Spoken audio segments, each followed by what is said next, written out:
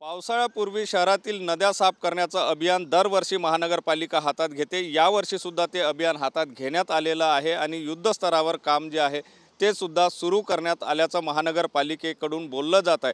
महानगरपालिकेकडून दावासुद्धा केला जातो आहे की की नागपूर शहरातील पिवळी नदी असो, नाग नदी असो किंवा दुसरी पोहरा नदी असो, या तीनही नद्यांची लांबी जी आहे ते 49 किलोमीटर एवढी लांबी आहे आणि त्यापैकी 39 किलोमीटरपर्यंत नद्या स्वच्छ झाल्याचं जे आहे तो महानगरपालिकेकडून दावा केला जातो। काम त्या प्रमाणामध्ये चालू असल्याचं पाहायला मिळते आहे।